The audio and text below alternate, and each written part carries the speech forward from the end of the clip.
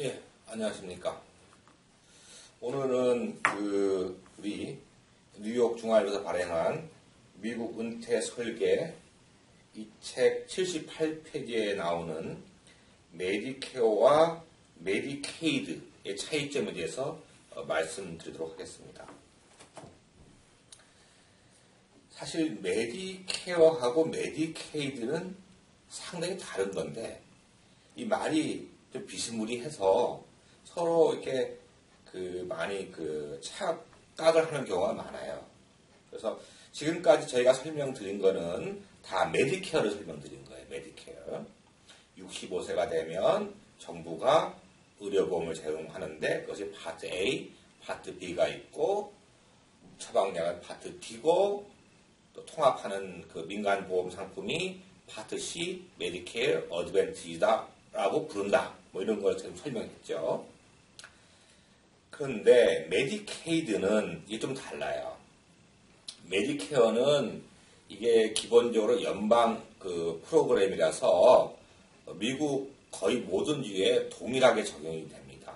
근데 메디케이드는 이 자금이 연방 자금과 또 주 펀드가 같이 합쳐서 운영이 되는 이 의료보험인데 이게 운영을 각 주에서 조금 변형을 주면서 운영을 해요. 그래서 메디케이드에 대한 규정은 주마다 다 다릅니다. 그래서 50개의 규정이 있다고 보시면 돼요. 그래서 제가 오늘 말씀드리는 것은 뉴욕주를 중심으로 말씀드리는데 이 뉴욕주의 규정이 조지아주에 맞냐, 캘리포니아주에 맞냐 안 맞아요. 각 주가 다 다릅니다. 오늘은 그냥 기본적으로 메디케이드가 뭐다라는 걸 말씀드리고요. 뉴욕주에 해당되는 것을 몇 가지 말씀드리겠습니다. 그리고 이 메디케이드는 나중에 말씀드리겠지만 장기 요양 그런 혜택을 받으시면 메디케이드 정부에서 그 혜택을 받으신 분이 돌아가신 이후에 정부가 지출한 그 비용에 대해서 청구하는 제도가 있어요. 그런 부분들은, 그러니까 사후에 재산이 있으면 정부에서 그것을 가져간다는 얘기죠. 그것을 에스테이트 리커버리라고 하는데, 이런 부분도 있고, 복잡한 부분이 많은데, 이거는 노인 전문 변호사랑 많이 상의를 하셔서 결정할 요소들이 많이 있습니다. 메디케이드는 원래 종류가 여러 개가 있어요. 어린이 대상 메디케이드, 우리가 취업이라고 하는 거 있고요. 임산부 대상 메디케이드가 있고요. 65세 이하 메디케이드가 있고요. 65세 이상, 그리고 장애를 가지신 분, 또 맹인들을 위한 메디케이드가 있습니다.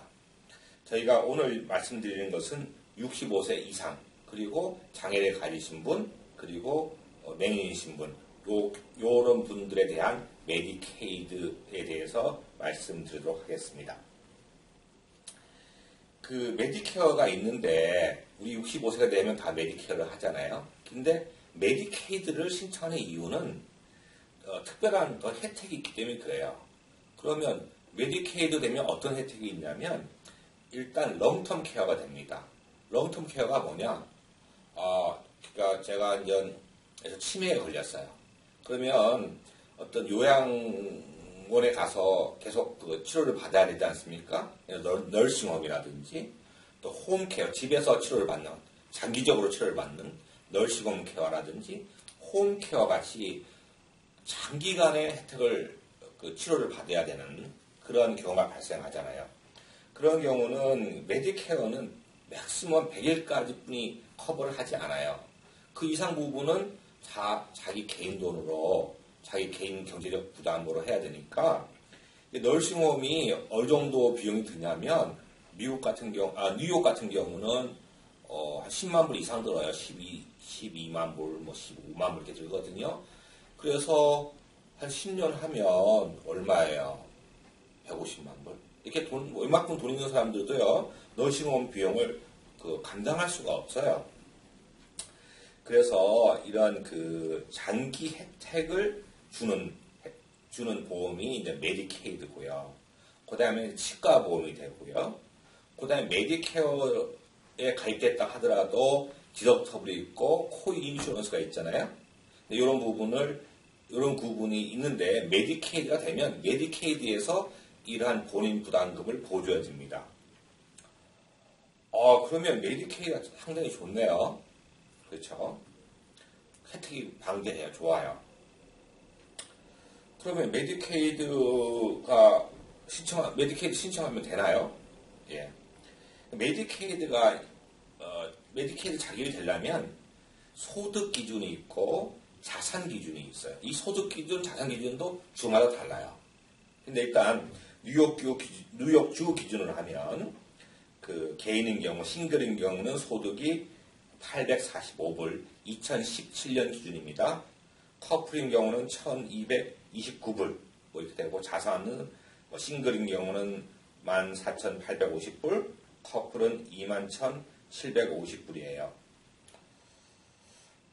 그러면 소득 기준이 너무 낮아서 이거 되는 사람이 있을까? 이렇게 생각을 하실 거예요. 그죠? 자산도 이거 뭐 10,000불, 20,000불인데 이거 되는 사람이 있을까? 그렇죠.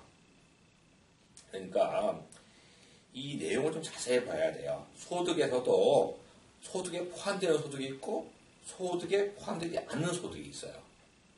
그리고 소득이 이 기준보다 높아도 이 초과되는 소득을 어떤 트러스트에다가 넣으면 그 소득을 카운트하지 않는 그런 제도들이 있어요. 그것을 뉴욕주에서는 그 트러스트를 폴드 트러스트로 쓰고요.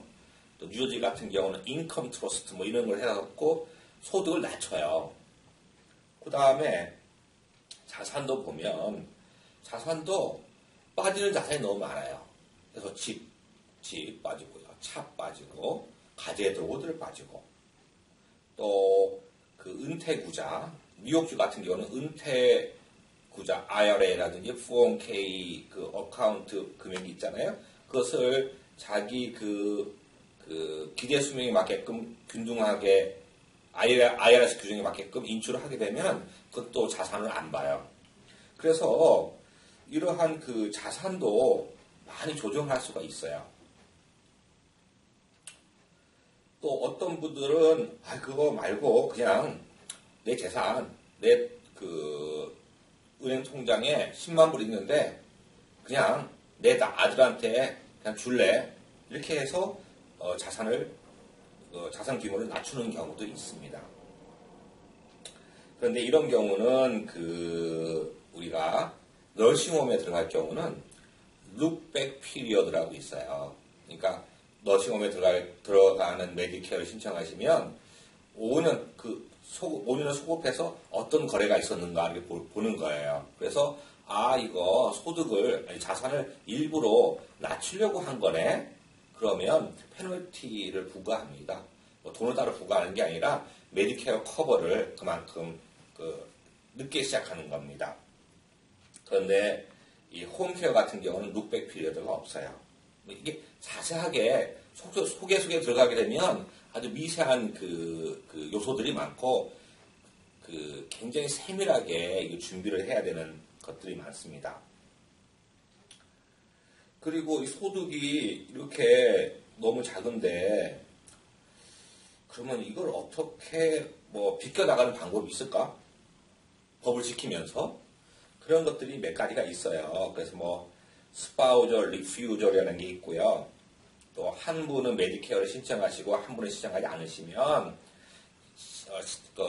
너싱홈에 안 가시는 다른 배우자분이 소득을 많이 가져오는 커뮤니티 스파우저 임파버시먼이라는 또 규정도 있고요. 굉장히 복잡하게 이 메디케이드 규정이 있습니다. 그리고 아까 말씀드렸듯이 이제 그 메디케이드 혜택을 받으시고 나서 돌아가시면은 그분이 갖고 계셨던 재산에 대해서 좀 청구를 하는 경우가 있어요. 메디케이드가 당신을 위해서 20만 불을 이렇게 소비를 했는데 당신이 돌아가신 다음 보니까 재산이 50만 불이 있네요. 그럼 20만 불은 메디케이드가 좀 가져가겠습니다 하는 겁니다. 법적으로 맞아요. 합리적이죠. 그런데 이제 이런 부분을 피하시려고 하면 이렇게 재산을 메디케이드가 가져가기 전에 좀 자기 자녀들한테 합법적으로 이전하는 그러한 방법들이 있습니다. 소유권을 뭐 조인트로 한다든지 여러 가지 부분이 있는데 이런 부분들은 각 주에 노인법을 전문으로 하시는 변호사분들하고 상의를 많이 하셔야 됩니다. 이거는 앞에 저희가 메디케어 설명한 것은 굉장히 straightforward한 거예요. 쉬워요. 규정이 복잡하지 않아요. 근데 메디케이드를 하면 굉장히 복잡하고 사실 이 부분은 변호사 영역입니다. 그래서 저희 책 보면 메디케이드 다음 장이 3장이요. 이 제목이 뭐냐면 메디케이드와 재산 보호예요. 메디케이드와 재산 보호. 이거 누가 이거를 집필하셨냐면 이거는 뉴욕주의 최태양 변호사님께서 이 내용을 기고를 해주셨어요. 이분은 뉴욕주 노인법 전문입니다. 그래서 각 주에 여러분이 거주하는 주에 노인법을 전문으로 하시는 변호사님과 좀 상의를 하셔서 이 메디케이드 플래닝을 하셔야 되고 단순하게 어서 누구한테 한다더라 이렇게 쉽게 결정하시다 보면 나중에 큰 낭패를 당할 수도 있습니다. 예, 감사합니다.